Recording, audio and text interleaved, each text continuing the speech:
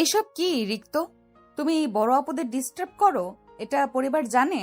তুমিও না নীলা? রিক্ত কত কিউট, তুই ওকে অ্যাকসেপ্ট করে নিলেই তো হয়। থাপ্পড় দেবো একটা। রিক্ত, তুমি এখানে কেন এসেছো? আমি জানি নীলা, তুমি আজকেও আমাকে অ্যাকসেপ্ট করবে না। এরপরেও আমি চেষ্টা করে যাব। যতদিন না পর্যন্ত তুমি আমাকে ভালোবাসবে ততদিন পর্যন্ত আমি তোমার পেছনে লেগে থাকবো। আমি তোমাকে ভালোবাসি নীলা। রিক্ত, তোমাকে আগেও বলেছি, এখনো বলতেছি, তুমি যেটা করছো সেটা পাগলামি ছাড়া আর কিছু না। তাই এসব বাদ দাও।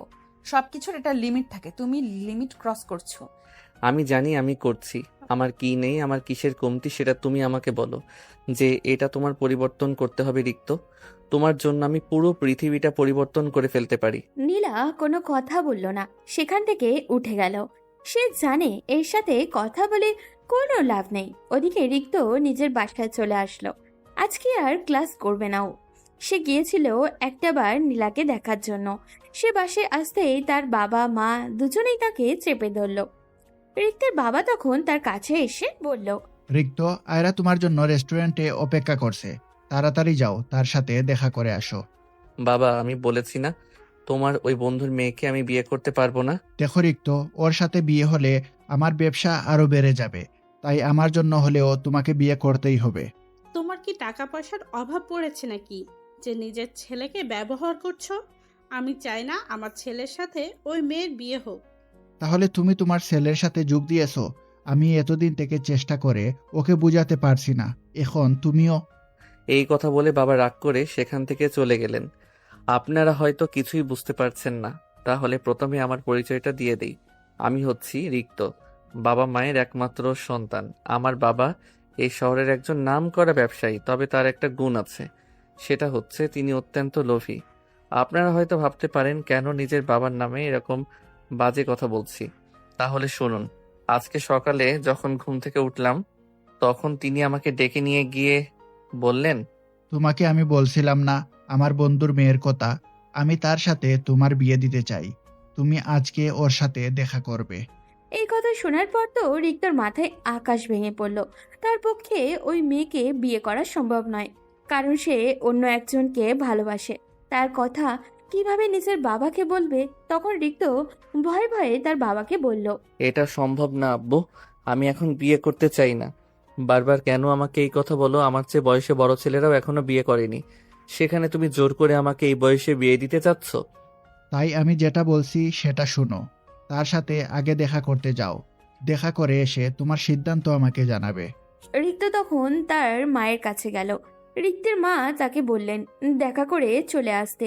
রিক্ত চলে গেল মেয়েটার সাথে দেখা করার জন্য। সে রিক্তকে একটা রেস্টুরেন্টে ডেকেছে। রিক্ত মেয়েটাকে বড় হবার পর দেখেনি, আগে একবার দেখেছিল, তবে সেটা ছোটবেলায়। সেই কথা এখন আর মনে নেই। রিক্ত রেস্টুরেন্টে চলে গেল। মেয়েটা রিক্তকে চিনে, তাই সে রিক্তকে রিসিভ করবে। রিক্ত তখন রেস্টুরেন্টে গিয়ে চারপাশে দেখতে লাগলো। কিছুক্ষণ পর একটা মেয়ে দেখলো তার দিকেই এগিয়ে আসছে। তার পিছনে আরো দুইটা ছেলে। রিক্ত কিছুই বুঝতে পারলো না। মেয়েটার পরনে শর্ট জিন্স আর হাত কাটা একটা টি শার্ট। সে রিক্তের সামনে এসে বলল, হ্যালো রিক্ত, কেমন আছো? এই কথা শোনার পর তো রিক্তের মাথা ঘুরতে শুরু করলো। রিক্ত মেয়েটার দিকে তাকিয়ে আছে। রিক্ত ভাবছে এটা যদি তার বাবার বন্ধুর মেয়ে হয় তাহলে তার জীবন নষ্ট হয়ে যাবে। রিক্ত নিজেকে স্বাভাবিক করে হালকা হেসে মেয়েটার দিকে এগিয়ে গিয়ে বলল। আপনি কি আয়রা? তখন আয়রা রিক্তের দিকে তাকিয়ে হাসতে শুরু করলো। তার পাশে থাকা ছেলেগুলো রোবটের মতো রিক্তের দিকে তাকিয়ে আছে। আয়রা রিক্তের দিকে তাকিয়ে বলল, আরে ওদেরকে দেখে ভয় পেও না, ওরা হচ্ছে আমার বেস্ট ফ্রেন্ড। মেয়েদের ছেলে বন্ধু এটা রিক্তের কোনোদিনই পছন্দ নয়। তবে এগুলো কোনোটাই আসল কারণ নয়। আসল কারণ হচ্ছে রিক্ত অন্য একজনকে ভালোবাসে। রিক্ত তখন আয়রার দিকে তাকিয়ে বলল, আচ্ছা ঠিক আছে, সমস্যা নেই। তা আমাকে দেখা শেষ হয়ে গেলে আমি চলে যাই? আরে কি বলো, আমি তোমাকে নিয়ে কত বড় একটা প্ল্যান করেছি। আজকে রাতে আমরা একটা পার্টি দিচ্ছি তোমাকে সাথে নিয়ে, সেই জন্য তোমাকে থাকতেই হবে। আমি আঙ্কেলকে কল করে দিয়েছি, চলো আজকে রাতে পার্টিতে আমাদের সাথে। এই কথা শোনার পর রিক্ত তার বাবার প্রতি রাগ হতে শুরু করলো। এইরকম একটা জঘন্য মেয়েকে তার জন্য পছন্দ করেছে। রিক্ত আয়রাকে বারবার না করলেও আয়রা রিক্তের কোনো কথাই শুনতে চাইছিল না। রিক্তের সামনে আয়রা রিক্তের বাবার কাছে ফোন করে। রিক্তের বাবা রিক্তকে তার সাথে থাকতে বলে। রিক্তেরও মনে মনে ভাবলো এই সুযোগ আয়রার ব্যাপারে সবকিছু জেনে নেওয়া যাবে। আয়রার সাথে থাকা ছেলেগুলোকে দেখে রিক্তের মনেই হচ্ছিল না যে এগুলো আয়রার বন্ধু। তবে রিক্তের এতে কি আসে যায়। রিক্ত কিছুক্ষণ আয়রার বকবক শুনে শুধু হাঁ পড়লো। এরপর খাওয়া দাওয়া করে সন্ধ্যার পর আয়রার সাথে যেতে শুরু করলো। আয়রা রিক্তকে একটা ক্লাবে নিয়ে যায়। রিক্ত ভিতরের দিকে দেখলো আয়রার সাথে সবাই পরিচিত। এর মানে কি সে মাঝে মাঝে এখানে আসে? রিক্ত কিছু বলছে না দেখে আয়রা রিক্তের দিকে এগিয়ে এসে বলল, কামন রিক্ত, তুমি দাঁড়িয়ে আসছো কেন? আমাদের সাথে পার্টিতে জয়েন করো। বলে আয়রা একটা গ্লাস রিক্তের দিকে এগিয়ে দিল। রিক্ত কোল্ড ড্রিঙ্কস ভেবে হাতে নিল, কিন্তু যখনই নাকের কাছে নিয়ে গেল তখন বুঝতে পারলো এটা কোল্ড ড্রিঙ্কস নয়, এটা মদ। রিক্ত একটা সোফায় বসে বলদের মতো তাদের দিকে তাকিয়ে আছে। তার কাছে অবাক লাগছিল, কারণ সে এসেছে বিয়ের জন্য মেয়ে দেখতে, আর মেয়ে কিনা তার সামনে ফ্রেন্ডদের নিয়ে মদ গিলছে। রিক্ত আরো কিছুক্ষণ ওয়েট করতেই আয়রার অস্বাভাবিক আচরণ দেখতে পেল। ছেলেদের সাথে হাত ধরে ধরে নাচানাচি করছিল। রিক্তের মাথায় একটা দুষ্টু বুদ্ধি আসলো। সে এটাকে সুযোগ বানাবে বিয়ে ভাঙার জন্য, তাই ফোনটা বের করে একটা ভিডিও করে নিল। একটু পরে আয়রা এসে রিক্তকে টানতে শুরু করলো। রিক্ত আয়রার সাথে রেফারেন্স করলো, কিন্তু আয়রা রিক্তকে নিয়ে একটা রুমে গেল। রিক্ত চুপচাপ আয়রার সাথে গেল, কিন্তু এ কি, আয়রা দরজা বন্ধ করে দিল কেন? এটা দেখার পর রিক্ত লাফ দিয়ে উঠে ধরল। এটা কি করছো আয়রা? দরজা বন্ধ করছো কেন? সরো, আমাকে বাসায় যেতে হবে। আয়রা মাতাল অবস্থায় রিক্তের দিকে এগিয়ে আসছিল। রিক্ত বুঝলো এই মেয়ে মাতাল অবস্থায় অস্বাভাবিক আচরণ করতে পারে, সেজন্য রিক্ত সরে দরজার কাছে এসেই গেল। এটা দেখে আয়রা রিক্তকে ধাক্কা দিয়ে বলল, কামন রিক্ত, তুমি এসব কি করছো? দুনিয়াটা অ্যাডভান্স হচ্ছে, তোমার সাথে আমার বিয়ে হতে চলেছে। আগে একবার চুপ করে নিবে না? রিক্তের মাথাটা নষ্ট হয়ে গেল। এ মেয়ের কি মাথার সমস্যা আছে নাকি? রিক্ত রাগ দেখিয়ে বলল, তুমি কি পাগল হয়ে গেছো? আজ তোমাকে দেখতে এসেছি, তোমাকে বিয়ে করতে নয়। তুমি এরকম করছো কেন? তোমাকে পছন্দ হলো কিনা সেটা আমার ব্যাপার, আমি আমার বাসায় গিয়ে সেটা জানাবো, কিন্তু তুমি এরকম করতে পারো না। সেটার জন্যই তো আমি এই ব্যবস্থা করলাম। তুমি আমাকে চেক করে না নিলে পরে ঝামেলা হতে পারে। সেই জন্য আমি যাচ্ছি, আগে তুমি আমাকে দেখে নাও ঠিক করে। এই কথা শোনার পর রিক্তের অনেক খারাপ লাগলো। রিক্ত তাকে থাপ্পড় দিয়ে বলল। তখন আয়রা রিক্তের দিকে এমন করে তাকালো যেন মনে হচ্ছিল রিক্তকে মেরে ফেলবে। রিক্ত তখন তার দিকে তাকিয়ে বলল, এভাবে আর কতজনকে চেক করতে দিয়েছো? যার সাথে দেখা করতে আসবে তাকে চেক করতে দিবে? আমি তোমাকে কোনোদিন বিয়ে করব না। আমাকে এখনই তখন দেখতে যেতে হবে। তুমি জঘন্য একটা মেয়ে। দেখো রিক্ত, আমি তোমার সাথে ভালো ব্যবহার করছি বলে তুমি যা মনে হও তা বলে যাবে, এটা মেনে নেব না। তুমি আমাকে থাপ্পড় মেরেছো, আজ পর্যন্ত কেউ আমার গায়ে হাত তুলতে পারেনি, সেই জায়গায় তুমি আমার গালে থাপ্পড় মেরেছো। তোমাকে আমি চাইলে শেষ করে দিতে পারি, বাইরে আমার বন্ধুরা দাঁড়িয়ে আছে। রিক্ত তখন রাগে গা জ্বলে উঠলো। সে আয়রার গালে আরো একটা কষিয়ে থাপ্পড় দিল। এরপর বলল, তোমার যত বন্ধু বান্ধব আছে সবাইকে নিয়ে আসো, দেখবো কারা তোমাকে বাঁচাতে পারে। তোমার সঙ্গে থাকতে আমার এখন ঘৃণা হচ্ছে। এই কথা বলে রিক্ত সেখান থেকে চলে আসলো। রিক্ত বাসায় এসে তার মায়ের কাছে সব বলল। তখন রিক্তের মাও বেশ অবাক হলেন।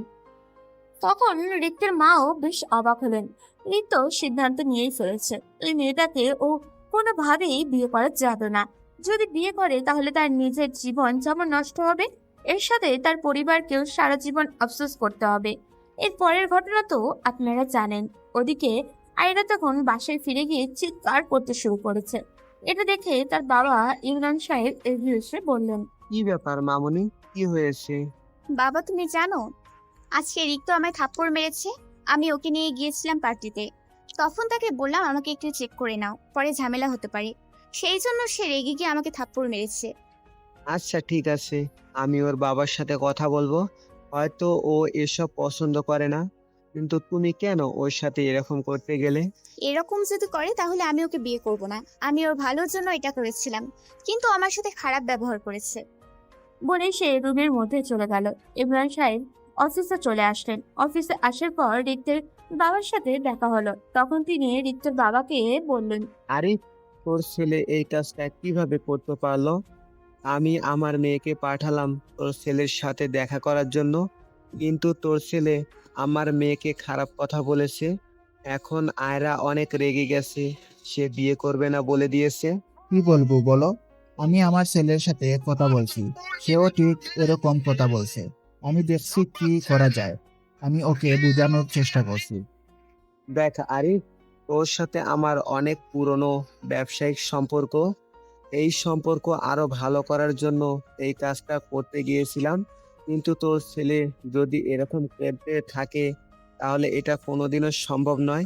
তাই তুই তোর ছেলেকে বোঝা, আর একদিন যদি এরকম ব্যবহার করে তাহলে কিন্তু অনেক খারাপ হয়ে যাবে। তোকে এসব নিয়ে কোনো চিন্তা করতে হবে না।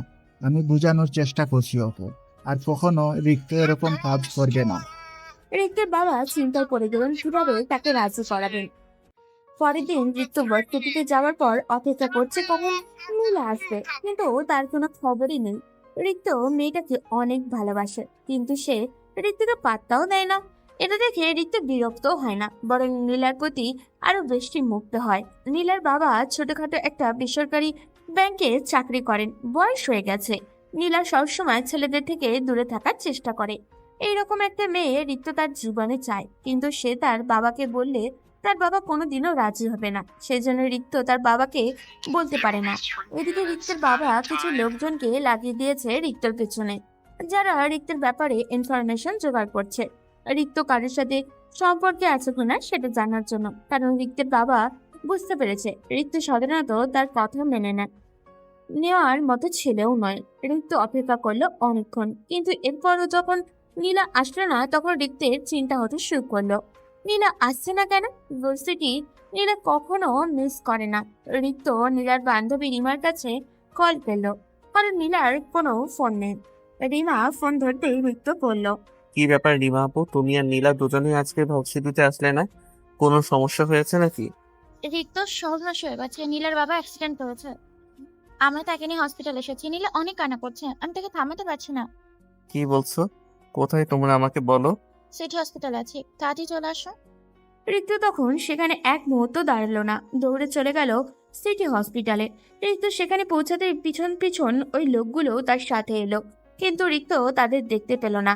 রিক্ত হসপিটালে পৌঁছে তাদের দুজনকে খুঁজতে শুরু করলো। দ্বিতীয় তলায় গিয়েই তাদেরকে পেয়ে গেল। রিক্ত তখন নীলার কাছে গেল। নীলা কান্না করছে, তার ভাই আর মা পাশে বসে আছে। রিক্ত তখন নীলার পাশে গিয়ে বসলো। নীলা রিক্তকে দেখেই রেগে গেল। সে রিক্তকে সহ্য করতে পারে না। নীলা রিক্তের দিকে তাকিয়ে বলল, এই তোমাকে কে বলেছে এখানে আসতে? এই কষ্টের সময় আমি তোমার সাথে মিসবিহেভ করতে চাচ্ছি না, চলে যাও বলছি।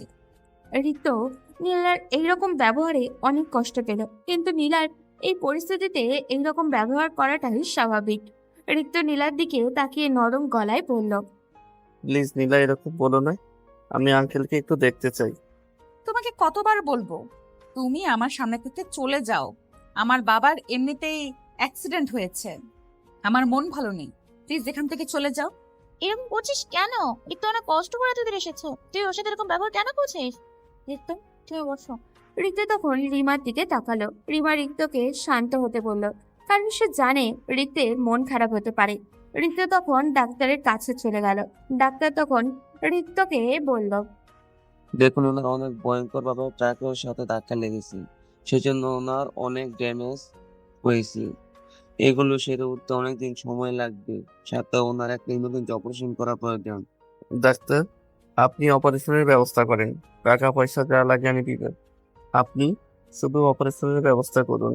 আমি এটা বলতে চেয়েছিলাম ওনাদেরকে, বারবার বলছিলাম তাড়াতাড়ি অপারেশনের ব্যবস্থা করতে, কিন্তু ওনার টাকা ম্যানেজ করতে পারছিলেন না, সেই জন্য অপারেশন করতে নিষেধ করেছিলেন। আচ্ছা ঠিক আছে, তাহলে আমি অপারেশনের ব্যবস্থা করছি। এদিকে নীলা তখন তার আম্মু আর ছোট ভাইয়ের পাশে বসেছিল।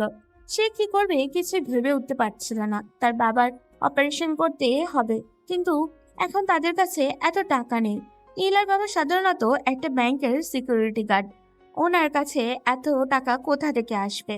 এটা নিয়ে নীলা যখন চিন্তায় ব্যস্ত, তখন রিক্ত সেখানে আসলো। ছেলেটাকে নীলার ভালো লাগে না তা নয়, কিন্তু রিক্ত অনেক বড়লোক পরিবারের সন্তান, তার সাথে নীলার যায় না। রিক্তের বাবা একদিন নীলাকে সতর্কও করেছেন, ডেকে নিয়ে গিয়ে তার ছেলের থেকে দূরে থাকতে বলেছেন। সেজন্য নীলা রিক্তকে পাত্তা দেয় না। তখন ডাক্তার তাদের কাছে এসে বললেন, আপনারা কোনো চিন্তা করবেন না, রোগী সুস্থ হয়ে যাবে। ওনার অপারেশনের ব্যবস্থা করতে আপনারা সবাই শান্ত হয়ে ওনার জন্য দোয়া করুন। এই কথা শোনার পর নীলা আশ্চর্য হয়ে গেল। এতক্ষণ ডাক্তার বলছিল টাকা না দিলে অপারেশন করবে না, হঠাৎ সেই ডাক্তারই অপারেশন করতে রাজি হয়ে গেল কি করে? নীলা সন্দেহ নিয়ে ডাক্তারকে প্রশ্ন করলো। কি ব্যাপার ডক্টর, টাকা কে দিল অপারেশনে? ডাক্তার নীলার দিকে তাকিয়ে বলল, একটা ছেলে এসেছিল, সে ওনার অপারেশনের টাকা দিয়েছে, সাথে ওনার চিকিৎসার জন্য যত টাকা প্রয়োজন হয় সবকিছু দিয়ে দিয়েছে। আপনারা কোনো চিন্তা করবেন না, ওনার অপারেশন হয়ে গেলে উনি সুস্থ হয়ে যাবেন। নীলা আর বুঝতে বাকি রইল না কাজটা ঠিক কে করেছে, কিন্তু নীলা তার কাছ থেকে কোনো সহযোগিতা নিতে চায় না। সেজন্য ডাক্তারকে যখন না করতে যাবে, তখন হঠাৎ করে নীলার ছোট ভাই রাফি বলল, আপু, তাহলে আমাদের আর কোনো চিন্তা করতে হবে না। আমাদের বাবা সুস্থ হয়ে যাবেন। তুমি কান্না করো না প্লিজ। আব্বু সুস্থ হয়ে যাবে তো? এই কথা শোনার পর নীলার মুখ বন্ধ হয়ে গেল। ডাক্তারকে কিভাবে না করবে সে? ছোট ভাইয়ের মুখের দিকে তাকিয়ে সে কিছুই বলতে পারলো না। তখন নীলার আম্মু নীলাকে বলল, কেন ছেলেটার সাথে এত খারাপ ব্যবহার করি? ছেলেটা সত্যি তোকে ভালোবাসে, ছেলেটার সাথে একটু ভালো করে কথা বলতে পারিস না? নীলা তখন কান্না করে তার আম্মুর দিকে তাকালো। নীলার চেয়ে রিক্তকে ভালো লাগে না এটা কিন্তু নয়, কিন্তু রিক্তকে সে কিভাবে কাছে টেনে নেবে? রিক্তের বাবা তো আগেই নিষেধ করেছেন। নীলা তখন তার আম্মুর দিকে তাকিয়ে বলল, আম্মু, আমি কিভাবে তার সাথে ভালো ব্যবহার করব? তার বাবা আমাকে হুমকি দিয়েছেন, তিনি তার ছেলের থেকে আমাকে দূরে থাকতে বলেছেন। আমাদের স্ট্যাটাস, তার স্ট্যাটাস চায় না।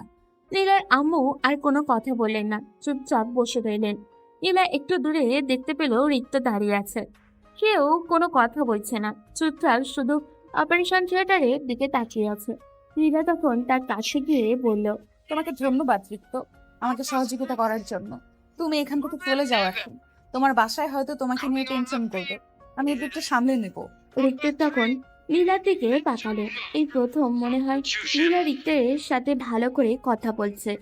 রিক্ত নীলার দিকে অবাক দৃষ্টিতে তাকিয়ে আছে। নীলা রিক্তের দিকে তাকিয়ে আবারও বলল, কি ব্যাপার, এখন এখানে দাঁড়িয়ে আছো কেন? তুমি বাসায় ফিরে যাও, তোমার বাবা তোমাকে নিয়ে টেনশন করবেন, প্রয়োজন হলে পরে একবার এসে দেখে যাবে, কিন্তু এখন এখান থেকে চলে যাও। প্লিজ নীলা, এরকম ব্যবহার করো না আমার সাথে। আমি এখানে থাকতে চাই। আঙ্কেলের এমন অবস্থা, যে কোনো সময় যে কোনো কিছুর প্রয়োজন হতে পারে। তোমরা মেয়ে মানুষ কিভাবে সব সামলাবে? আমাদের নিয়ে তোমাকে এত চিন্তা না করলেও হবে। যদি না পারতাম তাহলে কি বাবাকে নিয়ে হসপিটালে আসতাম? তুমি চলে যাও, তোমার বাবা তোমার জন্য অপেক্ষা করবে, পরে সমস্যা হতে পারে। আমি তোমার কাছে রিকোয়েস্ট করছি রিক্ত। কিন্তু রিক্ত নীলার কথা শুনল না। রিক্ত এসে নীলার মায়ের পাশে বসে তাকে সান্ত্বনা দিতে শুরু করলো। রিক্ত খেয়াল করলো নীলা তার পাশে দিনেশে নিয়ে বসে আছে। হঠাৎই রিক্তের ফোন বেজে উঠলো। হাতে নিতেই দেখলো তার বাবার কল। রিক্ত ফোন কেটে দিল। প্রায় 1 ঘন্টা পর ডাক্তার বেরিয়ে আসলেন। রিক্ত তখন দৌড়ে ডাক্তারের কাছে গিয়ে জিজ্ঞাসা করলো, ডাক্তার সাহেব, কি হয়েছে? আঙ্কেল সুস্থ হয়ে যাবেন তো? হ্যাঁ, অবশ্যই ওনার অপারেশনের সাকসেসফুল হয়েছে, কিন্তু যেহেতু ওনার আঘাত লেগেছে সেহেতু সেইগুলো সেরে উঠতে কিছুদিন সময় লেগে যাবে। নীলা তখন রিক্তের পেছন পেছন ডাক্তারের কাছে গেল। ডাক্তারের কথা শুনে নীলা হাফ ছেড়ে বাঁচল। অনেক চিন্তায় ছিল তার বাবাকে নিয়ে। এখন কিছুটা হলেও চিন্তা মুক্ত হলো ও। কিন্তু তাদের পরিবারের একমাত্র উপার্জনের মাধ্যম হচ্ছে নীলার বাবা। নীলার বাবা যদি চাকরি করতে না পারে তাহলে পরিবারটা চলবে কি করে? কিন্তু এইসব চিন্তা এখন নীলার মাথায় আসছে না। এখন সে শুধু তার বাবার সুস্থতার বিষয়ে চিন্তা করছে। রিক্ত তখন নীলার ভাই রাফির কাছে গেল। ছেলেটা সকাল থেকে কিচ্ছু খায়নি। রাফি রিক্তের সাথে দেখা করেছে আগেও। তার স্কুলে মাঝে মাঝে রিক্ত যেত। সরাসরি নীলাকে কিছু দেওয়ার সাহস না থাকায় রাফিকে দিয়ে নীলার কাছে বিভিন্ন গিফট পাঠাতো, কিন্তু নীলা সেটা নিত না, আবার ফিরিয়ে দিত। কিন্তু রিক্ত রাফির কাছে তার জন্য গিফট পাঠাতো। রিক্ত রাফিকে বলল, রাফি, তুমি মনে হয় সকাল থেকে কিছুই খাওনি। আমার সাথে চলো, তোমাকে খাবার কিনে দেই। ভাইয়া, শুধু আমি না, আমাদের এখানকার কেউ খাবার খায়নি। তুমি কিনে দিলে সবাইকে কিনে দিতে হবে। আমি একা খাবো না। রিক্ত তখন রাফির দিকে তাকিয়ে মুচকি হাসলো, কিন্তু নীলা পেছনে দাঁড়িয়ে ছিল। সেটা তারা কেউ দেখতে পায়নি। নীলা তখন তার ভাইয়ের হাত ধরে বলল, তোর এত খাবার খাওয়ার শখ হলে আমাকে বললি না কেন? একটা অপরিচিত লোককে কেন খাবারের কথা বলছিস? রিক্তের অনেক কষ্ট হলো, নীলা তাকে অপরিচিত বলছে। রাফিও মন খারাপ করে ফেলেছে। রিক্ত তখন তার দিকে তাকিয়ে বলল। রাফি, এসব কথায় কান দিও না, তুমি আমার সাথে চলো। আর রিক্ত তখন রাফিকে জোর করে নিয়ে গেল। এরপর তাদের সবার জন্য খাবার কিনে নিয়ে আসলো, কিন্তু নীলা কিছুতেই খেতে চাইছিল না। রিক্ত তখন নীলার মায়ের কাছে গিয়ে বলল, আন্টি, আমার কথা নীলা শুনবে না, আপনি একটু বলেন। তুমি কোনো চিন্তা করো না বাবা, আমি ওকে বুঝিয়ে বলবো। আসলে ও তোমার প্রতি রাগ করেছে। তোমার বাবা হয়তো ওকে কিছু একটা বলেছে, সেই জন্যই এরকম করছে। রিক্ত এটা শোনার পর আশ্চর্য হয়ে গেল। রিক্তের বাবা কিভাবে নীলার ব্যাপারে জানতে পারলো? আন্টি, আমি তো বাবাকে এসব ব্যাপারে কিছুই বলিনি। আমি জানি না বাবা, নীরা আমাকে বললো তোমার বাবা নাকি তোমার থেকে দূরে থাকতে বলেছে। আসলে আমার মেয়েটা খুব সহজ সরল, এইসব ঝামেলায় জড়াতে চায় না, সেই জন্যই দূরে থাকে। রিক্ত এই কথা শোনার পরে বেশ রাগ করলো তার বাবার উপরে। নীলার মা উঠে গিয়ে নীলাকে জোর করে খাবার খাওয়ালো। এটা দেখার পর রিক্তের কিছুটা ভালো লাগলো। রিক্ত ডাক্তারের সাথে কথা বলে বাসার উদ্দেশ্যে রওনা দিবে তার আগেই নীলার কাছে গেল, গিয়ে বলল, নীলা, কোনো প্রয়োজন হলে আমাকে কল করবে। তুমি প্লিজ আমার থেকে লুকিয়ে একা একা বসে থাকবে না। আমি তোমাকে সহযোগিতা করার জন্য সবসময় তৈরি আছি। নীলা কোনো উত্তর দিল না। রিক্ত সেখান থেকে চলে আসলো তার বাসায়। যখন বাসায় ঢুকতে যাবে তখন তার বাবা বলল, একটা ব্যাংকের পিয়নের মেয়ের জন্য এভাবে পাগল হয়ে গেছো? আমি তোমার জন্য স্মার্ট সুন্দর একটা মেয়েকে দেখেছিলাম, কিন্তু তুমি ওই রাস্তার মেয়েটার জন্য ওর সাথে খারাপ ব্যবহার করেছো। ওই লোকটা মারা গেলে তোমার কি আসে যায়? তুমি কেন ওর সাথে গেলে? এই কথা শোনার পর রিক্তের মাথায় রাগ উঠে গেল। রিক্ত তার বাবার সাথে কথা বলতে চাইছিল না, কিন্তু ইচ্ছে করে তার বাবা তাকে রাগিয়ে দিল। রিক্ত তখন বেশ জোর গলায় বলল, ওই রাস্তার মেয়েটা তোমার ওই নোংরা মেয়েটার থেকে অনেক ভালো। সে রাস্তার মেয়ে হওয়ার পরেও কোনোদিন কোনো ছেলের দিকে ফিরেও তাকায় না, কিন্তু তোমার পছন্দ করে ওই স্মার্ট মেয়েটা প্রতিদিন ছেলেদের সাথে রাত কাটায়। এরকমের স্মার্টের চেয়ে ওই রাস্তার মেয়েটা অনেক ভালো। মুখ সামলে কথা বলো। আমার বন্ধুর মেয়ের ব্যাপারে এত বাজে কথা বলার সাহস তোমার কি করে হলো? তোমাকে আমি কিছু বলি না দেখে তোমার সাহস বেড়ে গেছে। আমিও তোমাকে কিছু বলি না বলে তুমি যা ইচ্ছা তা করছো। তোমাকে কে বলেছে নীলাকে এসে বলতে? আমার যার সাথে ইচ্ছা তার সাথে সম্পর্ক করব। তোমার কিসের এত সমস্যা? দরকার হয় আমাকে বাড়ি থেকে বের করে দাও, আমি তোমার এসব ঝামেলার মধ্যে থাকতে চাই না। এই কথা শোনার পর রিক্তের বাবা তার মায়ের দিকে তাকিয়ে বলল, তোমার ছেলে বড় হয়ে গেছে, এখন বাড়ি থেকে বের হয়ে যেতে চাইছে ওই রাস্তার মেয়েটার জন্য। ওই রাস্তার মেয়েটা আমার ছেলেকে কি জাদু করেছে সেটা আমি বুঝতে পারছি না। আগে ওই মেয়েটাকে একটা শাস্তি দিতে হবে। বাবা, তুমি কিন্তু বেশি করতেছো। আমি ওর সাথে ইচ্ছা করে কথা বলি, ও আমার সাথে কথা বলতে চায় না, আমাকে পাত্তাই দেয় না। আমি ওকে ভালোবাসি, তাই তোমাকে সতর্ক করে দিচ্ছি, যদি নীলার কোনো ক্ষতি করার চেষ্টা করো তাহলে কিন্তু আমার আসল রূপ দেখতে পাবে। তুমি আমাকে হুমকি দিচ্ছ ওই মেয়েটার জন্য?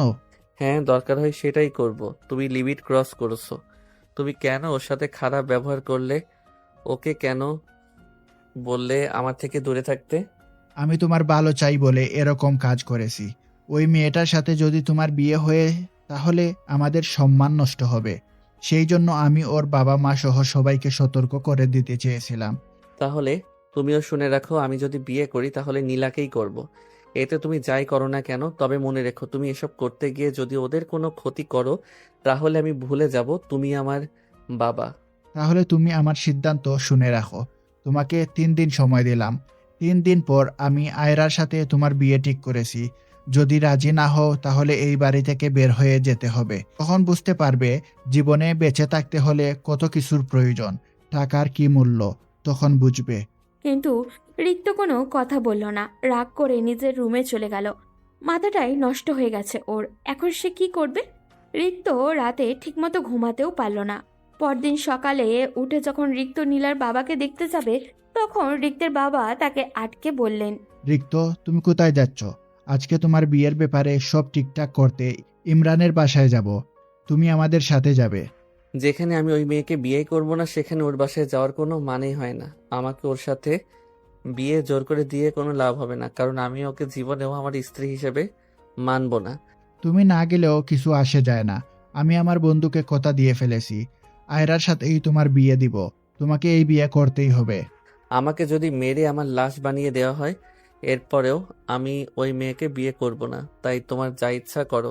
বলেই রিক্ত বাসা থেকে বেরিয়ে হসপিটালে চলে আসলো। হসপিটালে এসে দেখে তারা সবাই এখনো বসে আছে। রাফি চেয়ারে বসেই ঘুমিয়ে পড়েছে। রিক্ত তখন তাদের কাছে গিয়ে বলল, আন্টি, আপনারা বাসায় চলে যান। কালকে থেকে এখানে আছেন, বাসায় গিয়ে বিশ্রাম করুন। আমি এখানে আছি, বিকালের দিকে চলে আসবেন। লাগবে না, আমরা এখানে বসতে পারবো। তুমি এখান থেকে চলে যাও, তোমার ভার্সিটি আছে। ভার্সিটিতে না গিয়ে এখানে আসলে কেন? আমরা আমাদের বাবাকে দেখার জন্য যথেষ্ট। তুমি নিজের কথা চিন্তা না করলেও আন্টি আর রাফির কথা চিন্তা করো। আন্টির বয়স হয়েছে, এত ধকল উনি সামলাতে পারবেন না। রাফিও অনেক ছোট, দেখো চেয়ারে ঘুমিয়ে পড়েছে। তুমি চিন্তা করো না, আমি এখানে আছি। নীলার মা তখন রিক্তের দিকে তাকালেন। রিক্ত তাকে রিকোয়েস্ট করতে শুরু করলো, কিন্তু নীলা যাবে না তার বাবাকে ছেড়ে। রিক্ত নীলাকে আর জোর করলো না। নীলার মা আর রাফিকে পাঠিয়ে দিল বাসায়। নীলার বাবার এখনো জ্ঞান ফিরেছে, কিন্তু কথা বলতে পারছে না ঠিক মতো। নীলার বাবা রিক্তকে অনেক ভালোবাসেন। নীলার বাবা অনেক ভালো মানুষ। গরিব হলেও তাদের মধ্যে মানবতা আছে, এটাই রিক্তের কাছে সব থেকে বেশি প্রিয়। কি হবে টাকা পয়সা দিয়ে যদি মানবতাই না থাকে? টাকা পয়সার কারণে রিক্তের বাবা তাকে বিক্রি করে দিতে চাইছেন। এটা রিক্তের কাছে কতটা কষ্টের সেটা রিক্ত ভাষায় বলে প্রকাশ করতে পারবে না। রিক্তের পাশে নীলাও বসে আছে। রিক্ত কোনো কথা বলছে না, নীলাও কথা বলছে না। একটু পরে নীলা রিক্তের দিকে তাকিয়ে বলল, রিক্ত, তুমি কেন এরকম করছো? তুমি কি বুঝতে পারছো না? আমি তোমাকে কোনোদিনও নিজের কাছে নিতে পারবো না। তুমি আর আমি আকাশ পাতাল তফাৎ। তোমার বাবা যেখানে কোটি কোটি টাকার ব্যবসা করেন, সেখানে আমার বাবা সাধারণ একজন ব্যাংকের কর্মচারী। তুমি কেন আমার পেছনে ঘুরছো? তোমার বাবার সম্মান নষ্ট হচ্ছে, কেন বোঝো না? আমি টাকা পয়সার কথা চিন্তা করি না। টাকা পয়সা দিয়ে কি হবে? আমার বাবা আমাকে টাকার কাছে বিক্রি করে দিতে চাইছে, কিন্তু আমি সাধারণভাবে জীবনযাপন করতে চাই। আমি তোমাকে নিয়ে আমার স্বপ্নের সংসার সাজাতে চাই। তোমার জন্য দরকার হয় সারা জীবন অপেক্ষা করব, এরপরও আমি অন্য কাউকে বিয়ে করতে পারবো না, কারণ আমি তোমাকে ভালোবাসি। আমি তখন তার দিকে তাকিয়ে আছি, কিছুতেই বোঝাতে পারছি না এই অবুঝ ছেলেটাকে। তার এসব পাগলামি দেখে আমিও তার প্রতি দুর্বল হয়ে পড়ছি, কিন্তু এটা তাকে বুঝতে দেওয়া যাবে না। আমি তখন তার পাশ থেকে উঠে বাবার কেবিনে চলে গেলাম, গিয়ে বাবার পাশে বসলাম। আমার পেছন পেছন দেখি রিক্তও চলে এসেছে। বাবা জানেন তার অপারেশনের সব টাকা রিক্ত দিয়ে দিয়েছে। বাবা তখন রিক্তের দিকে তাকিয়ে বললেন, বাবা, তুমি আমার জীবন বাঁচিয়েছো। আমি তোমার কাছে চিরকৃতজ্ঞ। আমার সংসার নষ্ট হয়ে যেত যদি তুমি আমার জীবন না বাঁচাতে। আমি আমার পরিবারের একমাত্র উপার্জনকারী। যদি আমার কিছু হয়ে যেত তাহলে আমার পরিবার রাস্তায় বসিয়ে দিত। নীলার বাবা কান্না করে কথাগুলো বলছিলেন।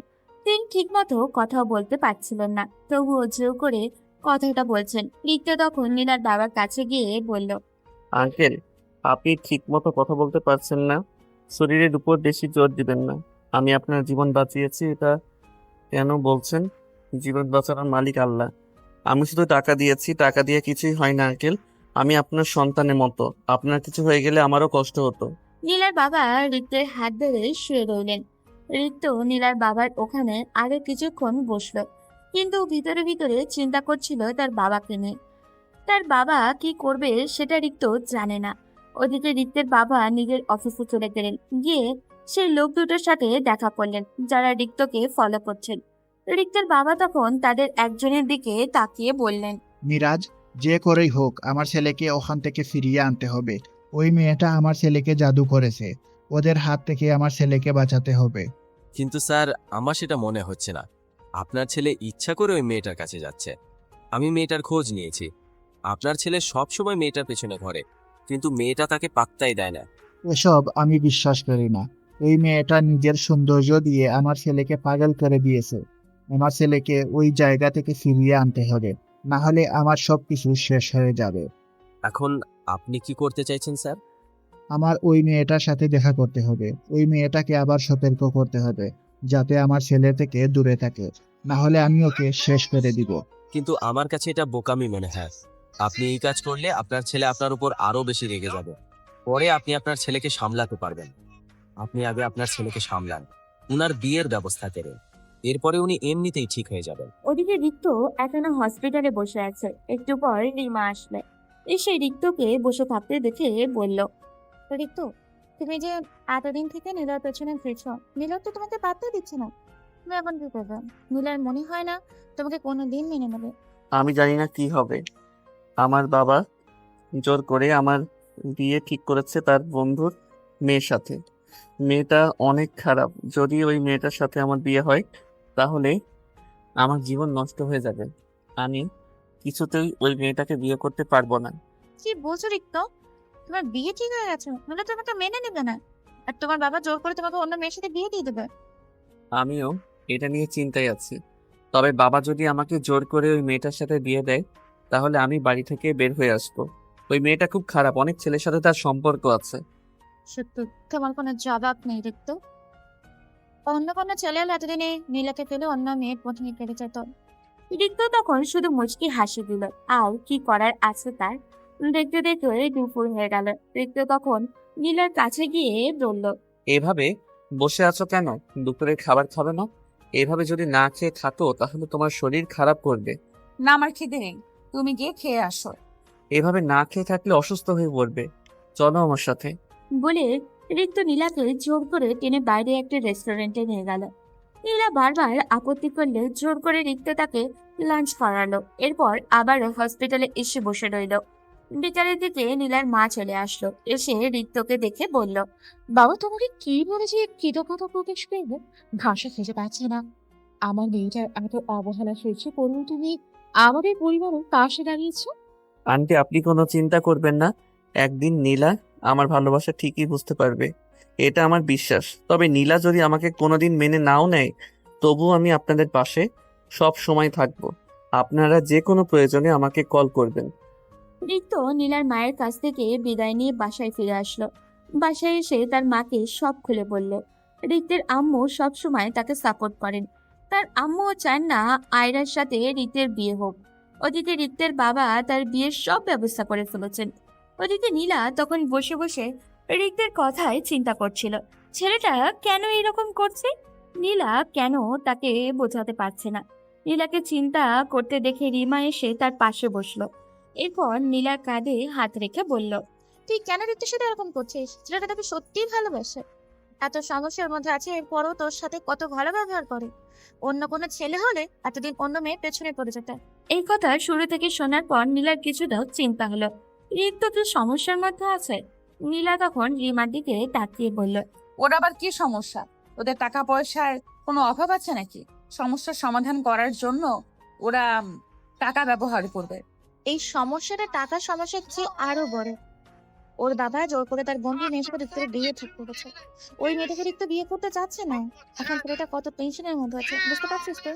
এই কথা শোনার পর অজান্তেই নীলার মনটা আরো বেশি খারাপ হয়ে গেল। নীলা কেন এরকম হচ্ছে সে বুঝতে পারছে না।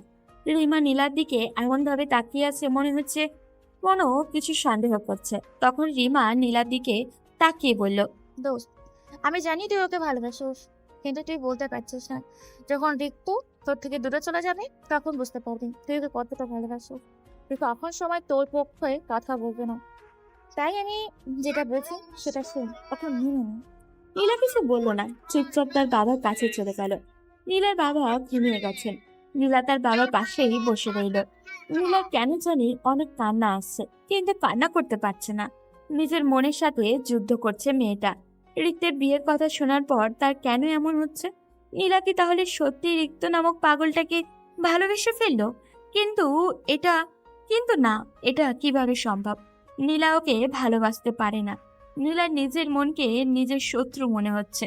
তার খুব ইচ্ছা করছে রিক্তকে গিয়ে ভালোবাসার কথাটা বলে দিতে, কিন্তু রিক্তকে বললেই সে কি সব সমাধান হয়ে যাবে? উল্টে রিক্তের পরিবারের মধ্যে সমস্যার সৃষ্টি হবে।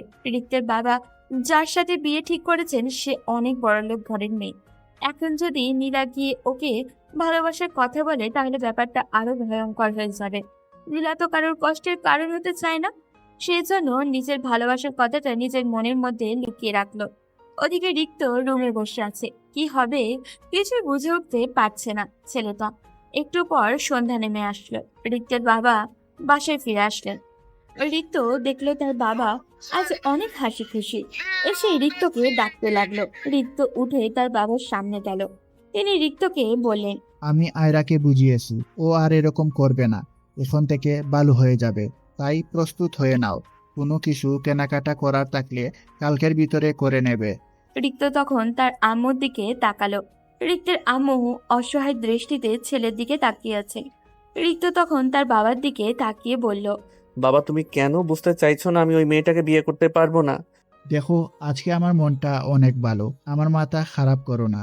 তোমাকে আমি সতর্ক করে দিচ্ছি, ওই মেয়েটার থেকে দূরে থাকো। রাস্তার একটা মেয়ের জন্য এত ভালো একটা মেয়েকে তুমি অবহেলা করছো।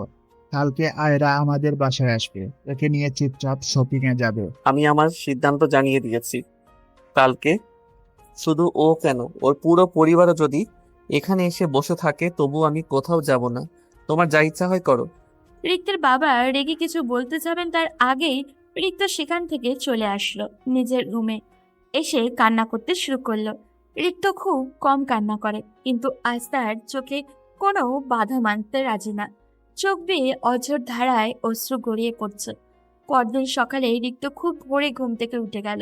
কিছুক্ষণ বিছানায় গড়াগড়ি করে উঠে ফ্রেশ হয়ে নিল। সকাল 8টার দিকে রিক্ত নিচে নামলো ব্রেকফাস্ট করার জন্য। তখন দেখতে পেল আয়রা বসে আছে তাদের ড্রয়িং রুমে। মেয়েটা এত সকালে এখানে কেন? আজকে সে আর আগের মতো নেই। সালোয়ার কামিজ পরে একদম সংসেজে এসেছে। রিক্তকে দেখেই আয়রা এগিয়ে এসে হালকা হেসে বলল, দেখো রিক্ত, আমাকে কেমন লাগছে আজকে? ওই নীলা থেকে আমি অনেক সুন্দর, তাই না? রিক্ত, আমি ভালো হয়ে যাব, আর ওই ফ্রেন্ডদের কাছে যাব না। রিক্ত আয়রার কথা শুনে রেগে গেল। মেয়েটা এত বিরক্তিকর কেন? রিক্ত একটা লম্বা শ্বাস নিয়ে বলল, তুমি যদি পৃথিবীর সবচেয়ে দামি কাপড় পরো, এরপরেও তুমি ওর ধারে কাছেও যেতে পারবে না। কুকুরের লেজ যেমন কোনোদিন সোজা হয় না, তোমার মতো মেয়েও কোনোদিন ভালো হতে পারে না। তাই এসব ন্যাকামো আমার সামনে করবে না। এই কথা শোনার পর রিক্তের বাবা রিক্তের দিকে এগিয়ে এসে বললেন, রিক্ত, এটা কিরকম ব্যবহার? ও অনেক আশা নিয়ে এসেছে, তোমার সাথে শপিং এ যাবে। সেই সকালে এসেছে মেয়েটা, আর তুমি ওকে ইগনোর করে এই রাস্তার মেয়েটার পেছনে পড়ে আসো। রিক্ত, আমি তোমাকে ভালোবাসি, তোমাকে বিয়ে করতে চাই। এই জন্য আগে সবকিছু ছেড়ে দিয়েছি। তুমি যেরকম বলবে আমি সেরকম চলবো। এরপরেও তুমি আমাকে দূরে সরিয়ে দিও না। এই কথা শোনার পর রিক্ত আয়রার দিকে তাকিয়ে বলল, দেখো আয়রা, তুমি যাই করো না কেন আমি তোমাকে বিয়ে করতে পারবো না, কারণ আমি নীলাকে ভালোবাসি। তাই প্লিজ এখান থেকে চলে যাও। আমি একটা গুরুত্বপূর্ণ কাজে বের হব। আজ তোমার কি কাজ? আজকে তুমি আমাকে নিয়ে শপিং এ যাবে, সেই জন্য আমি সকাল সকাল চলে এসেছি। রিক্ত, আমাদের বিয়ে 2 দিন পর, তুমি কেন এরকম করছো? এই মেয়ে, কতবার বলবো তোমাকে আমার সহ্য হয় না। আমি একটা গুরুত্বপূর্ণ কাজে যাব, তুমি কেন এরকম ঝামেলা করছো? সরো আমার সামনে থেকে। বলেই রিক্ত আয়রাকে ধাক্কা দিয়ে সেখান থেকে বেরিয়ে আসলো। এরপর সোজা গেল হসপিটালে। ওখানে গিয়ে নীলার বাবার যত টাকা পয়সার ঝামেলা ছিল সবকিছু শেষ করে তাকে বাসায় পৌঁছে দিল। এরপর নীলাকে নিয়ে আসলো একটা ফার্মেসিতে। নীলার বাবার জন্য কিছু ঔষধ কিনতে হবে।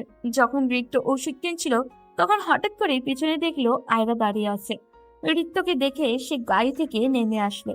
এরপর রাগ দেখিয়ে বললে, এই তোমার গুরুত্বপূর্ণ কাজ? একটা রাস্তার মেয়েকে নিয়ে ঘুরে বেড়ানো আমার থেকে গুরুত্বপূর্ণ কাজ হয়ে গেছে?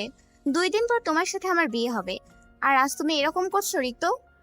রিক্ত তখন রেগে আয়রার দিকে তাকিয়ে বলল, আয়রা, তুমি এখানে সিন ক্রিয়েট করো না। আমি আগেও বলেছি, এখনো বলছি, তোমার আর আমার বিয়ে অসম্ভব। তুমি অনেক সুন্দরী মেয়ে, তোমার জন্য অনেক ভালো ছেলে পাবে। তুমি আমার পিছন ছেড়ে দাও প্লিজ। না, পারবো না। আমি এই মেয়েটাকে শেষ করে দেব। এই মেয়েটার কারণে তুমি আমাকে বিয়ে করতে রাজি হচ্ছে না। এই মেয়ে, তুই একটা রাস্তার মেয়ে হয়ে কিভাবে এত বড়লোকের ঘরে ছেলের পেছনে ঘুরছিস? ওর সব সম্পত্তি দখল করার জন্য এরকম করছিস, তাই না? বল, তোর কত টাকা লাগবে, আমি দিয়ে দিব, তবুও রিক্তের পেছন ছেড়ে দে। নীলা তখন রিক্তের দিকে হাঁ হয়ে তাকিয়ে আছে। রিক্ত রেগে আয়রাকে একটা থাপ্পড় মেরে দিল। আয়রা গালে হাত দিয়ে দাঁড়িয়ে আছে। তখন রিক্ত বেশ চেঁচিয়ে বলল, মুখ সামলে কথা বল। তোর মতো নোংরা মেয়ে ও নয়। তুই ওকে রাস্তার মেয়ে বলে অপমান করছিস, তাই না? কিন্তু শুনে রাখ, ওই রাস্তার মেয়েটা তোর থেকে হাজার গুণ ভালো। আজ পর্যন্ত কোনো ছেলের দিকে ফিরে তাকাইনি। কিন্তু তুই কি চরিত্রহীন মেয়ে কোথাকার! রিক্তর থাপ্পড় আর কথা শুনে আয়রা আর এক মুহূর্ত সেখানে দাঁড়ালো না। আয়রাকে চলে যেতে দেখে নীলা রিক্তের দিকে তাকিয়ে বলল, কেন এরকম ব্যবহার করলে? সে তোমাকে ভালোবাসে, তোমাকে বিয়ে করতে চায়, তোমাকে অন্য কারোর সাথে দেখলে রিয়েক্ট করে, এটাই তো স্বাভাবিক। ওর সাথে এমন ব্যবহার করা একদম ঠিক হয়নি। তুমি তার কাছে যাও, আমি এদিকটা সামলে নেব। নীলার জন্য এত কিছু করার পরেও যখন মেয়েটা মুখ থেকে এমন কথা শুনতে হলো, তখন রিক্তের ধৈর্যের বাঁধ ভেঙে গেল। এবার সে নীলার গালেও একটা সজোরে থাপ্পড় বসিয়ে দিল। এরপর বলল, তুই কি ভাবিস নিজেকে? আমি তোকে ভালোবাসি বলে যা ইচ্ছা তা মেনে নিব? যদি আমি বিয়ে করি তাহলে তোকেই করব, তাই খবরদার আমার সামনে দাঁড়িয়ে এমন কথা বলার সাহস আর কোনোদিন করবি না। নীলা থাপ্পড় খেয়ে পাথরের মতো গায়ে হাত দিয়ে দাঁড়িয়ে আছে। রিক্তকে সে বারবার বেহায়া, নির্লজ্জ, আত্মমর্যাদাহীন একটা ছেলে ভেবেই এসেছে। কিন্তু সেই ছেলের এমন ভয়ঙ্কর আচরণ নীলাকে যেমন অবাক করেছে, ঠিক তেমনই আতঙ্কিতও করেছে। নীলা রিক্তকে কিছু বলতে যাবে তার আগেই রিক্ত ফার্মেসি থেকে ওষুধের ব্যাগটা নিয়ে আসলো। এরপর নীলার হাত ধরে টেনে বাসায় নিয়ে আসলে। নীলাকে বাসায় নামিয়ে দিয়ে রিক্ত হনন ফেরত বেরিয়ে গেল। নীলা রিক্তের এমন তাড়াহুড়ো দেখে ভীষণ আতঙ্কিত হলে। এখন কি করবে এই উন্মাদ ছেলেটা? ওদিকে রিক্ত নীলাকে রেখে বাসায় ফিরল। ঘরে প্রবেশ করতে যাবে তখন তার বাবা বলল, তোমার এই বাড়িতে কোনো জায়গা নেই। তোমাকে আমার সন্তান বলে আর কোনোদিন পরিচয় দিব না। আমার কোনো ছেলে নেই। তুমি এই বাড়ি থেকে বেরিয়ে যাও তাড়াতাড়ি। তুমি এসব কি বলছো?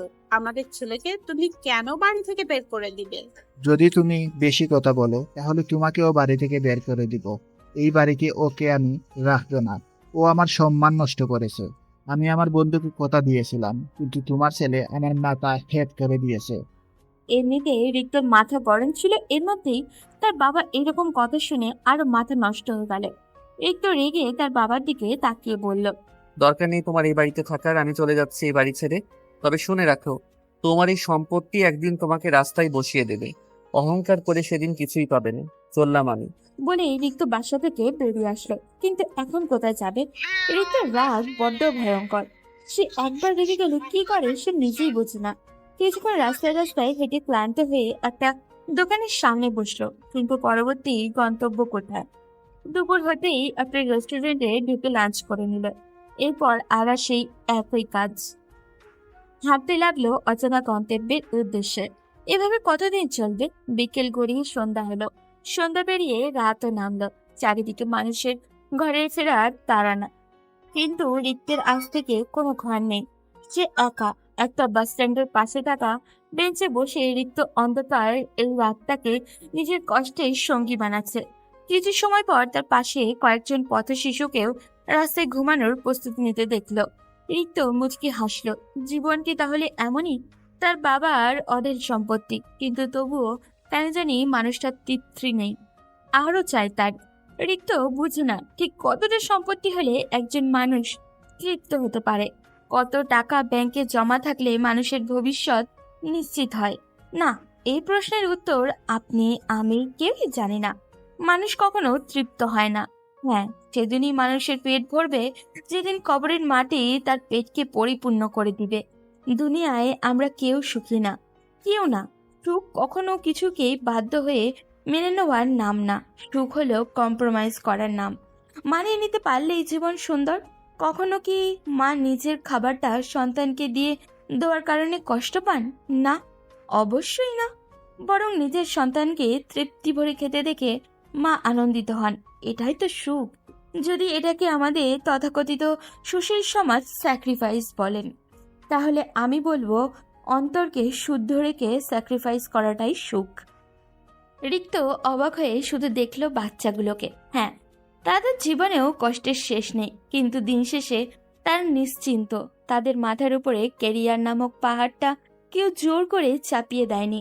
তারা সমাজের তথাকথিত সম্মান, আত্মমর্যাদার তোয়াক্কা করে না। তাদের উপরে নেই পরিবারের লোক কি মনে করবে, সমাজের লোক কি মনে করবে, এইরকম হাজারটা ট্যাগ লাইন। তারা স্ট্যাটাসের ভারে নুয়ে পড়ে না।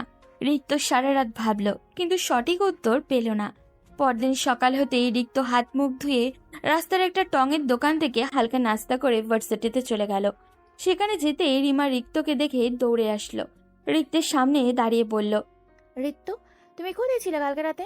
তোমার আম্মু আমার কাছে কল করে অনেক কান্নাকাটি করেছে, তুমি নাকি বাসা থেকে বেরিয়ে এসেছো। রিক্ত তখন রিমার দিকে তাকিয়ে বলল, তুমি আম্মুকে বলে দিবে আমি ঠিক আছি। আমি খুব তাড়াতাড়ি তার কাছে ফিরে যাব। তুমি আম্মুকে আমার হয়ে একটু সান্ত্বনা দিও। তো তুমি এখন কোথায় যাবে? কালকে রাতেই বা কোথায় ছিলে? আমাকে নিয়ে তোমাকে টেনশন করতে হবে না। তোমাকে যেটা বললাম সেটা শুধু আম্মুকে বলবে। আমি আমার নিজের জন্য একটা ব্যবস্থা ঠিকই করে নিব।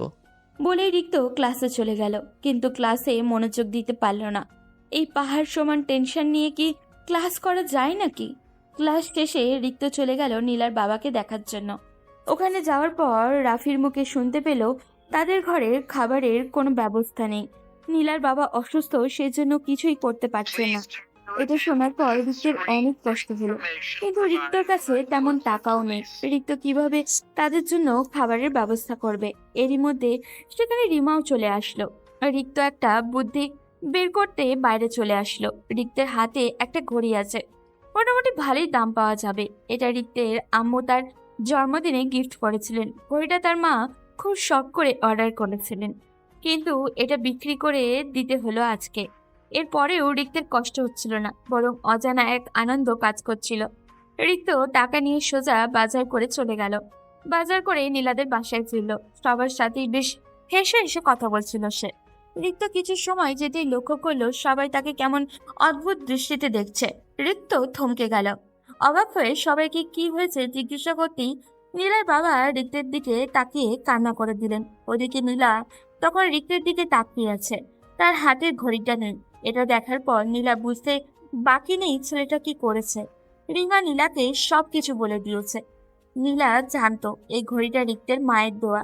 ছেলেটা এটা বিক্রি করার সাহস পেল কোথায়? ওদিকে সবাইকে এমন পাথরের মতো দাঁড়িয়ে থাকতে দেখে রিক্ত নীলার বাবার কাছে এগিয়ে গিয়ে বলল, আঙ্কেল, আপনি চিন্তা করবেন না। যতদিন না পর্যন্ত আপনি সুস্থ থাকবেন ততদিন পর্যন্ত আমি আপনাদের পরিবারের সব খরচ বহন করব। আর তোমার খরচ কে বহন করবে? তুমি বাড়ি থেকে বেরিয়ে আসে এখন টাকা কোথায় পাবে? নীলার বাবা এই কথা শুনে রিক্ত বেশ অবাক হলো। উনি কিভাবে এই কথা জানলেন? রিক্ত তখন নীলার বাবার দিকে তাকিয়ে বলল, আপনাকে কোনো চিন্তা করতে হবে না, আমি যে কোনো ভাবে ম্যানেজ করে নিব।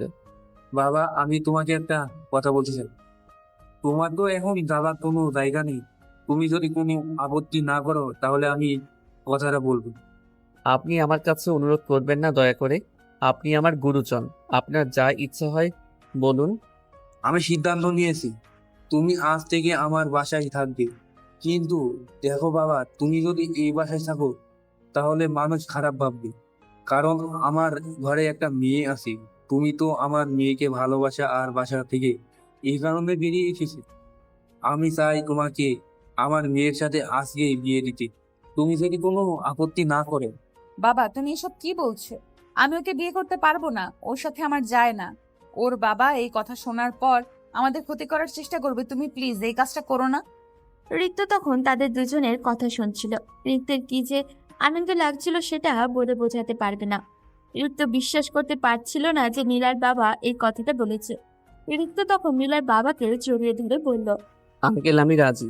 আমি আপনার কথা মেনে নিলাম। আপনি বাবাকে নিয়ে চিন্তা করবেন না। বাবার সব ছেড়ে আমি চলে এসেছি। বাবার কাছে আর কোনোদিন ফিরে যাব না। নীলা না করছিল, কিন্তু নীলার বাবা মা তাকে অনেক বুঝালেন। এরপর বাধ্য হয়ে নীলা রাজি হয়ে গেল। রিক্তের কাছে এখনো সবকিছু কল্পনার মতো লাগছিল। এতদিন থেকে যার অপেক্ষায় সে ছিল সে রিক্তের হয়ে যাবে, এটা ভাবতেই রিক্তের অনেক খুশি লাগছিল।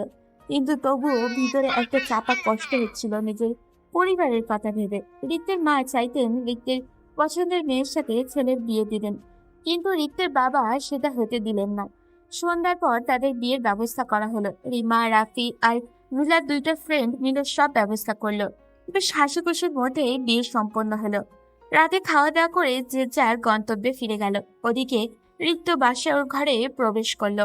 আজ কেন জানি তার ভয় হচ্ছিল নীলাকে, কিন্তু বাসার ঘরে প্রবেশ করতেই দেখলো সবকিছু স্বাভাবিক।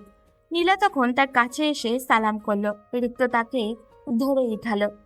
নীলা উঠে রিক্তর দিকে তাকিয়ে বলল, রিক্ত, আমি তোমাকে কিছু দিতে চাই, তবে কথা দিতে হবে তোমাকে। যেটা দিব সেটা তুমি গ্রহণ করবে। রিক্ত তখন নীলার দিকে তাকিয়ে বলল। আমি অবশ্যই নিব।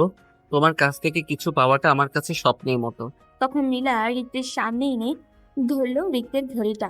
রিক্ত নীলার হাতের দিকে তাকিয়ে আছে। নীলা হালকা আসলো। তখন রিক্ত অবাক হয়ে বলল, এটা তুমি কোথায় পেলে, আর এটা তুমি নিয়ে আসলে কেন?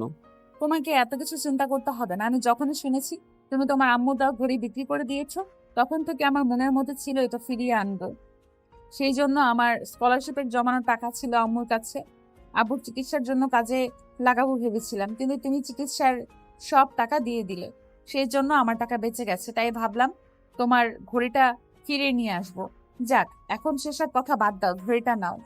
রিক্ত তখন নীলাকে জড়িয়ে ধরে কান্না করে দিলে। রিক্ত বিশ্বাসই করতে পারছিল না নীলা এই কাজ করেছে। রিক্তের সত্যি অনেক কষ্ট হয়েছিল যখন সে তার আম্মুর দেওয়া ঘড়িটা বিক্রি করে দিয়েছিল।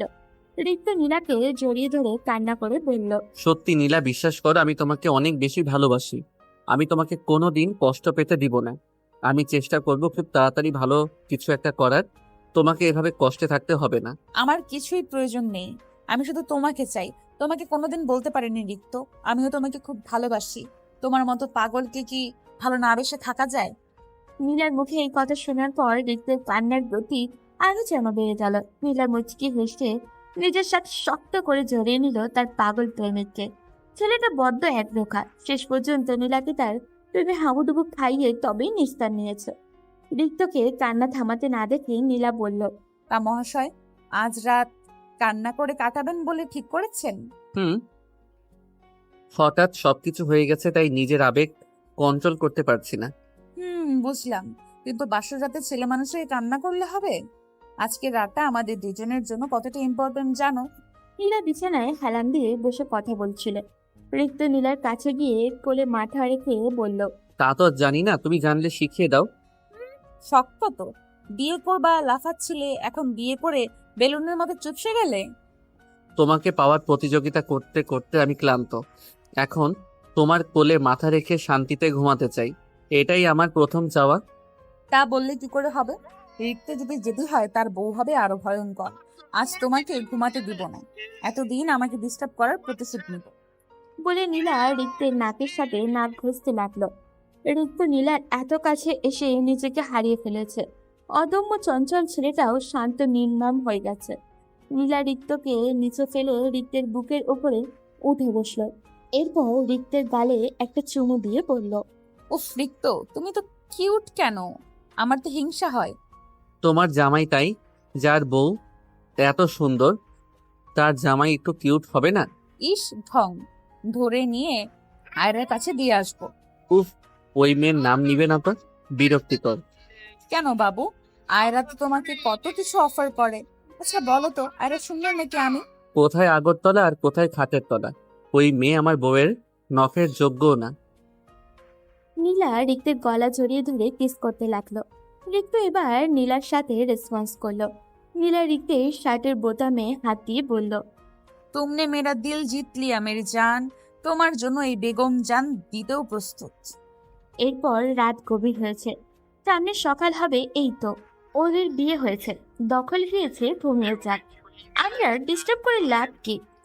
পরদিন সকালে রিক্ত যখন নীলাদের ড্রয়িং রুমে আসলো, তখন দেখলো নীলার বাবাকে দেখতে দুজন লোক এসেছে। নীলার বাবা যে ব্যাংকে চাকরি করেন সেই ব্যাংকের ম্যানেজার এবং চেয়ারম্যান এসেছে। নীলার বাবা তাদের বেশ পুরনো কর্মচারী। হঠাৎ এমন অসুস্থতায় সবার কাছেই দুঃখজনক। নীলার বাবা বেশ লম্বা সময় তাদের সাথে কথা বললেন, এরপর রিক্তকে ডাকলেন। রিক্ত তাদের কথা বলতে দেখে রুমে ফিরে এসেছিল। নীলার বাবার ডাকে আবারও তাদের সামনে গেল।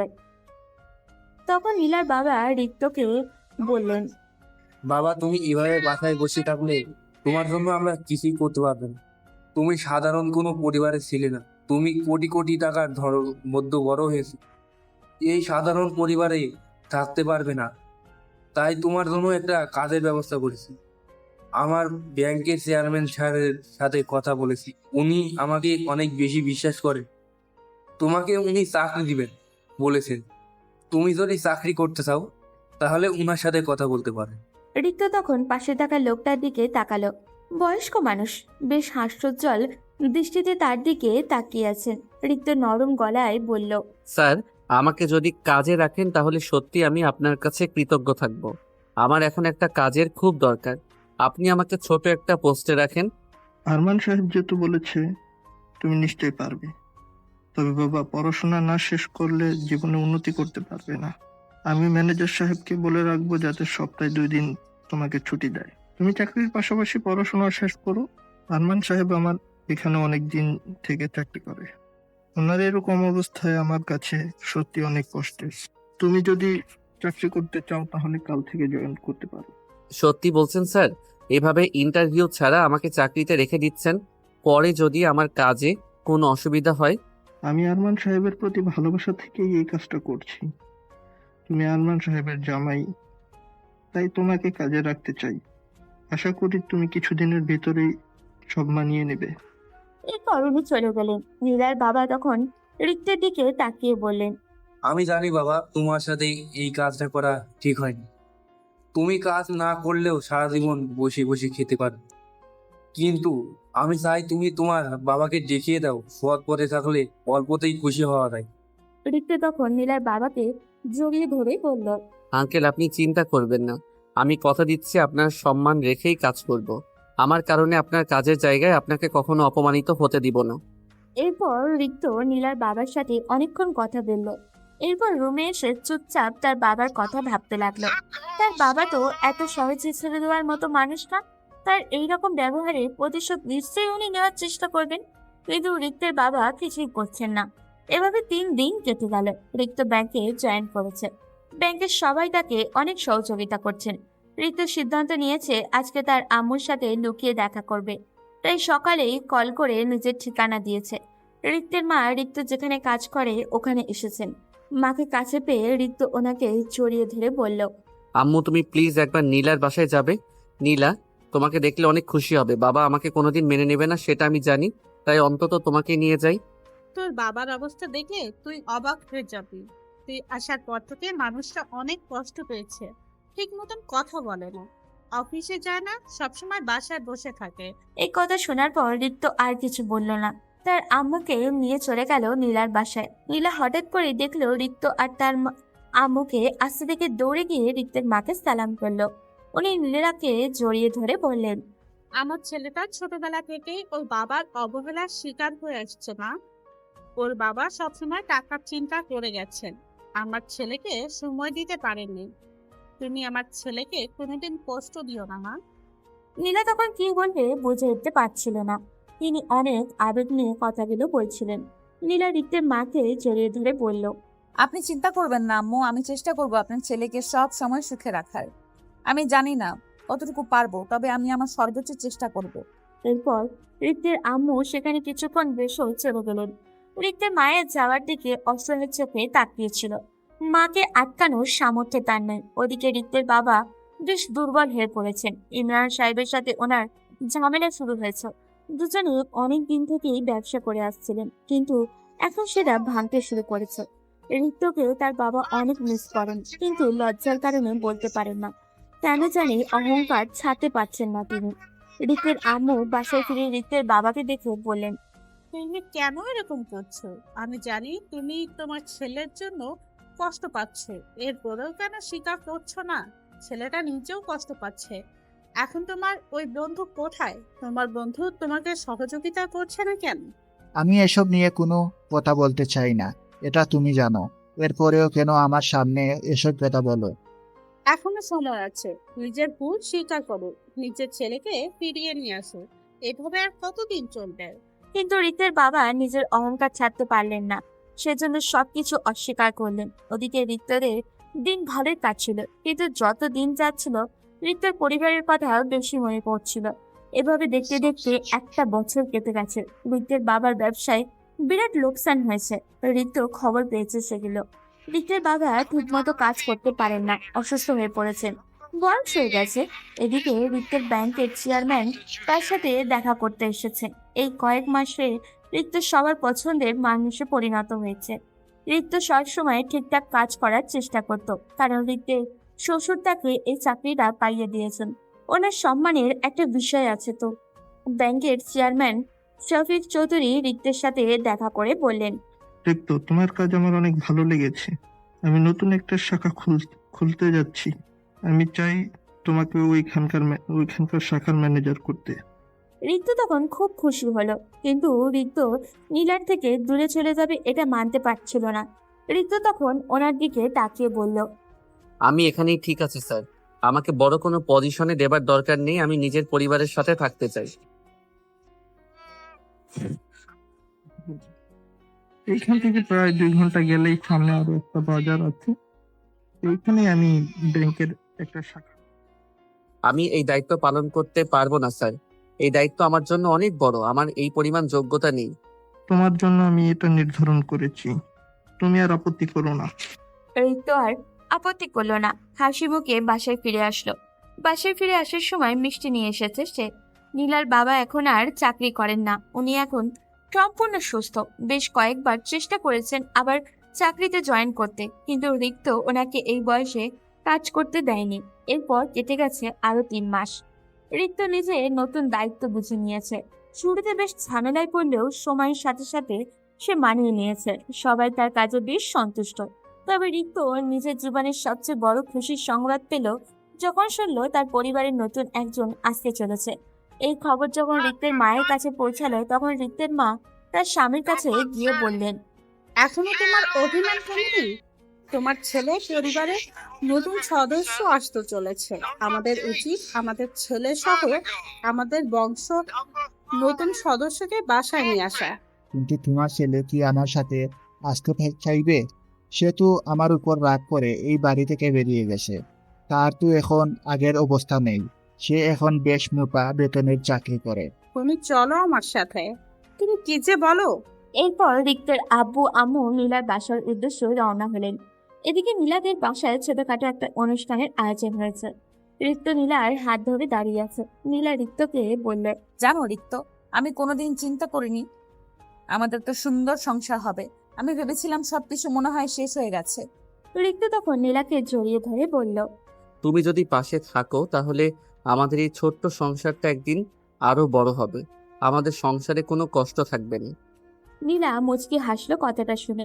রিমা আর নীলার কয়েকটা ফ্রেন্ডও এসেছে এই খুশির খবর শুনে। খাবার দাবারের ব্যবস্থা হয়েছে সীমিত পরিসরে। সবাই বেশ হাসি খুশি ছিল, কিন্তু তখন হঠাৎ করে রিক্ত দেখলো তার আব্বু আম্মু আসছে। রিক্ত তার আব্বুকে দেখে হাঁ হয়ে তাকিয়ে আছে।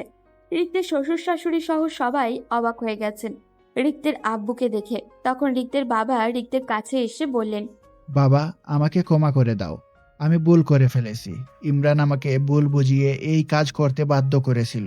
আমি ইমরানের সাথে সব সম্পর্ক নষ্ট করে দিয়েছি।